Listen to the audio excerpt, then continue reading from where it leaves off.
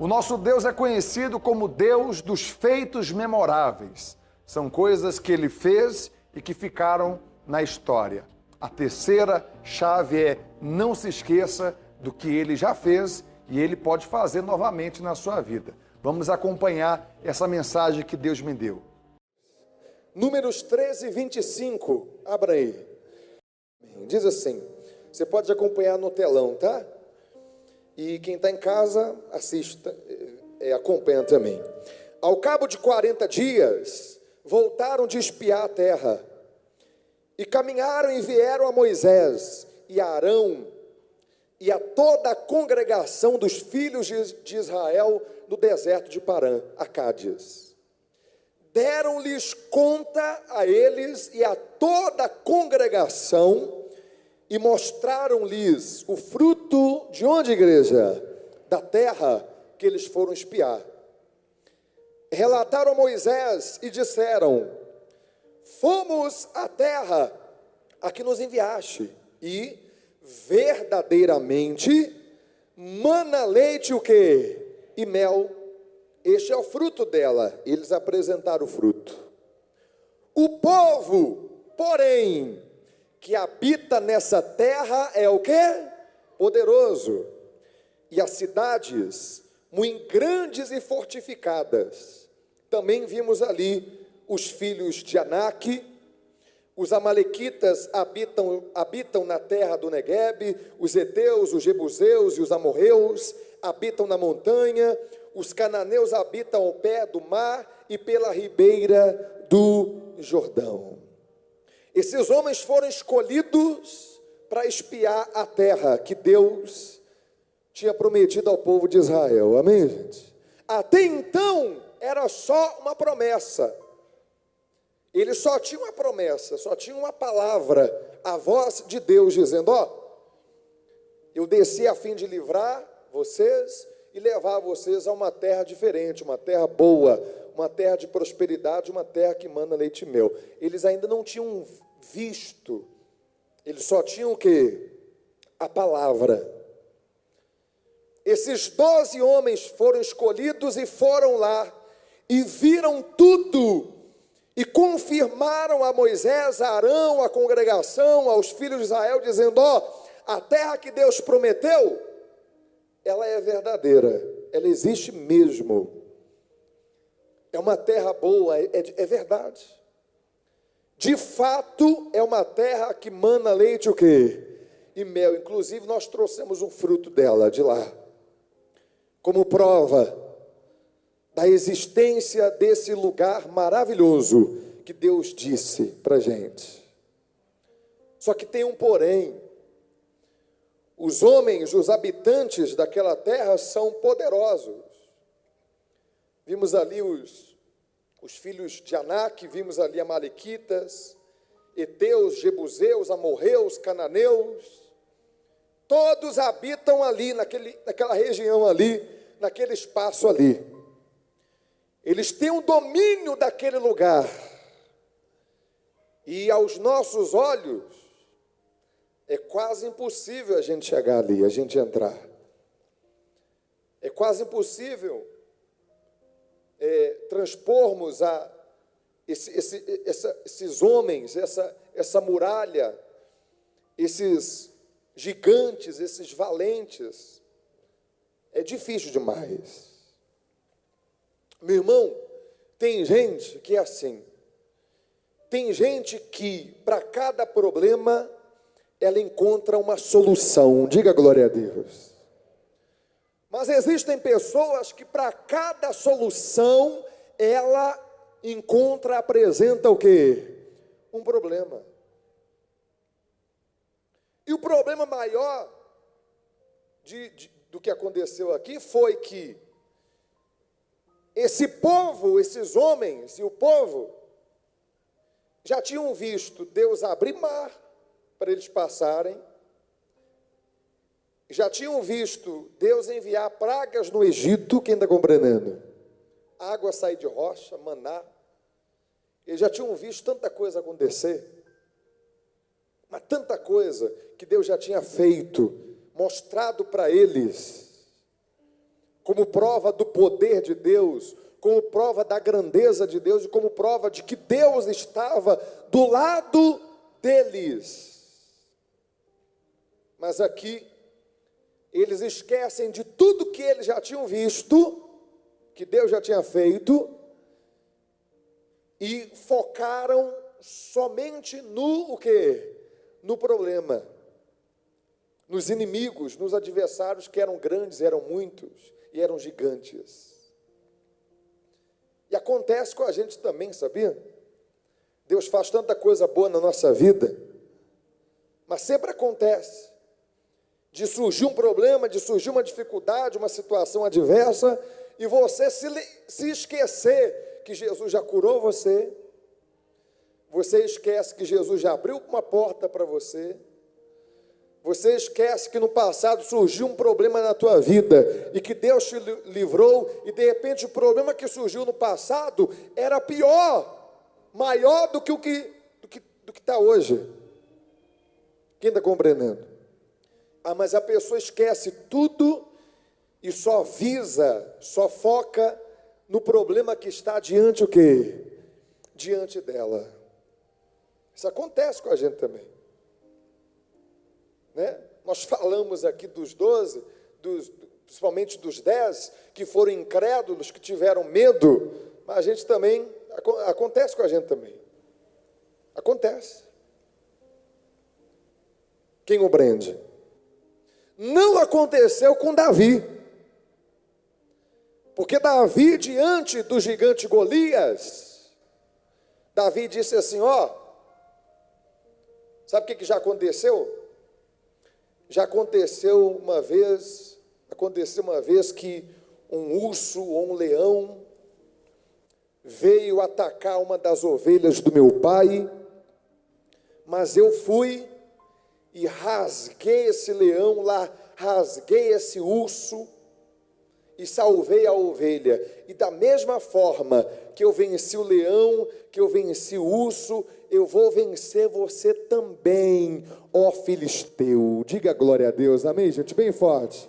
Davi, diferente do que nós falamos aqui, ele nunca se esquecia das vitórias que Deus já tinha dado para ele.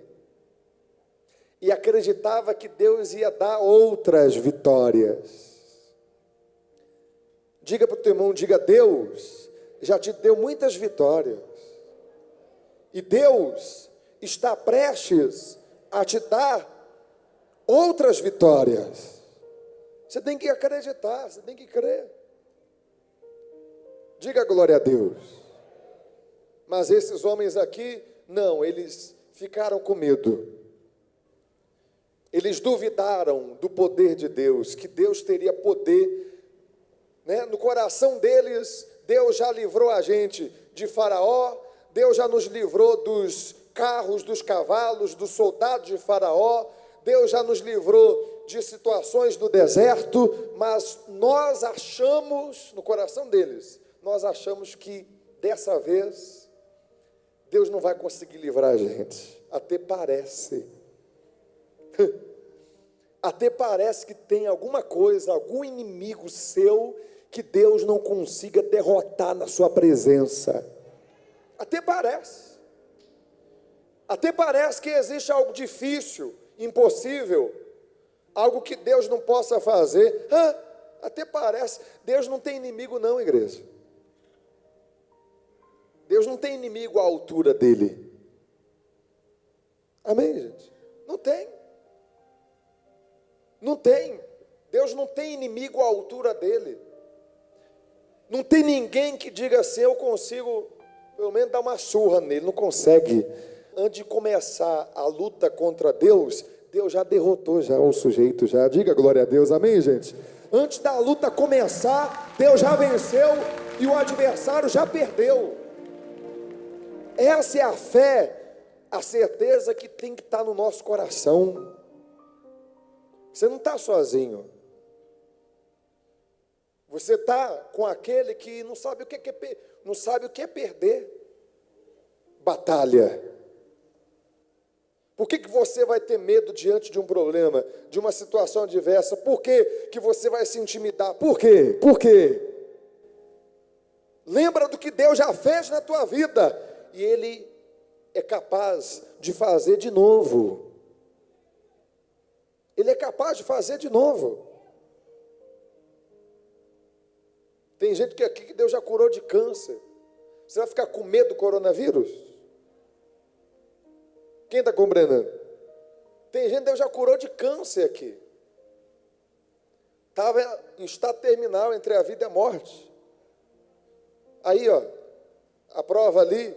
E tem mais. Aqui, ali, aqui. Tem uma que foi curada de AIDS, HIV, o vírus. Quem está compreendendo? O que é o problema que você está passando hoje? O que é para Deus? Fala para mim. Não é nada. Eu já disse aqui, às vezes Deus não age na nossa vida, não é porque não tem poder, não. Somos nós que atrapalhamos, impedimos. Quando duvidamos, quando temos medo, não acreditamos. Até, meu irmão, Deus te dá motivos para você duvidar dele? Não dá. Nunca deu. Você pode duvidar do homem. Você pode duvidar do homem. Você pode desconfiar do homem. Do homem você pode desconfiar. Mas de Deus, Deus não nos dá motivos para duvidar, para desconfiar do poder dele. E esses homens aqui desconfiaram, ficaram com dúvida. Meu irmão, Deus traz essa palavra para você hoje, para dizer para você que está com dúvida, com medo, com incerteza, com insegurança, triste, desanimado, por causa de tudo isso que o mundo está passando, nós estamos passando. Deus te traz aqui hoje para dizer para você, meu filho, minha filha, eu sou mais que vírus, eu sou mais do que crise, eu sou mais que câncer, que AIDS, que dívida, que desemprego, eu sou mais. Diga a glória a Deus bem forte, eu sou mais. Acredite, creia no meu poder, na minha grandeza. Amém, povo de Deus? E diz assim, ó, no versículo 30, então Caleb fez calar o povo perante Moisés e disse, eia, diga aí, com mais força, diga eia. E ele fala, subamos e possuamos a terra, porque certamente prevaleceremos contra ela. Caleb deu um grito ali, dizendo, não, somos nós que vamos prevalecer, não serão eles que vão prevalecer. Porém os homens que com ele tinham subido disseram, não poderemos subir contra aquele povo, porque é mais forte do que o quê? Eles ainda se declararam menores, mais fracos do que os inimigos. Como pode, né? O povo, tendo Deus do seu lado, se declarar, não, nós somos mais fracos, eles são mais fortes do que nós não vamos conseguir. Fala para mim, o que você acha que Deus sentiu na hora? E o que Deus sente todas as vezes que nós, diante de uma situação trabalhosa, adversa, afirmamos o mesmo. Ah, não, isso aqui é difícil demais. Não, isso aqui não tem jeito não dá não. Dessa situação aqui eu não escapo não. Escapa sim. É só você confiar nele, no poder dele, colocar nas mãos dele, só você acreditar. Amém, gente? É só você acreditar, escapa sim. Eles disseram, nós não vamos conseguir escapar. E diante dos filhos de Israel, infamaram a terra que havia espiado, dizendo, a terra pelo meio da qual passamos a espiar, é terra que devora os seus moradores. E todo o povo que vimos nela são homens de grande o quê? De grande estatura. Também vimos ali gigantes. Os filhos de Anak são descendentes gigantes. E éramos, aos nossos próprios olhos, como gafanhotos, e assim também o éramos aos seus olhos. E essa palavra, essa palavra do pessoal aí, dos 10, fez o povo desanimar, fez o povo ceder, ficar triste. Por isso que a gente fala para você, não dê ouvidos a palavras de derrota. Você liga a televisão, internet, jornal, rádio, e o que mais você ouve é palavra de quê? De derrota. Isso é proposital, isso é de Satanás, para fazer você o quê? Desanimar, para fazer você desistir, para fazer você ceder, para fazer você pensar, tem jeito não, não dá, não dá. Quem compreende? Fica com a palavra de Deus, a palavra que Deus tem para você.